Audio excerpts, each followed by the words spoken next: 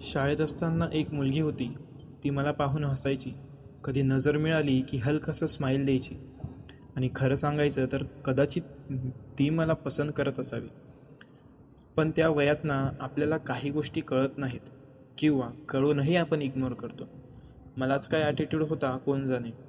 कुणी आपल्यासाठी special feel करतंय हेच कधी सिरियसली घेतलं नाही. ती कधी जवळ यायचा प्रयत्न करत होती, पण मी मात्र स्वतःच्याच दुनियेत बिझी होतो. आणि मग वेळ गेला, शाळा संपली, ती तिच्या कॉलेजला गेली, मी माझ्या आयुष्यात दुसऱ्या शहरात आलो. आता कधी तिची स्टोरी दिसते, कधी माझ्या स्टेटसला ती व्ह्यू करते. बस एवढंच कनेक्शन उरलं आहे आमच्यात. ना तिचा मेसेज, ना माझा प्रॉपर प्रयत्न. पण आता कधी कधी रात्री शांत बसलो की वाटतं कदाचित तीच हवी होती सोबत. कदाचित तिच्यासोबत बोलणं व्हायला हवं होतं. कदाचित त्या वेळेला थोडं मन मोकळं केलं असतं तर आज गोष्ट वेगळ्या राहिल्या असत्या. आता जर ती परत आयुष्यात आली ना, तर यावेळी वेळ घालवणार नाही.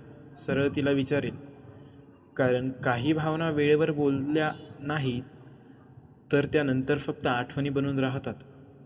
म्हणून भावांनो, जर तुमच्या आयुष्यात पण अशी कुणी असेल ना, जी तुमच्याकडे पाहून हसते, तुमची काळजी करते, तुमच्यासाठी वेळ काढते, तर इगो, ॲटिट्यूड, ओव्हर थिंकिंग बाजूला ठेवा आणि एकदा मनातलं बोलून टाका.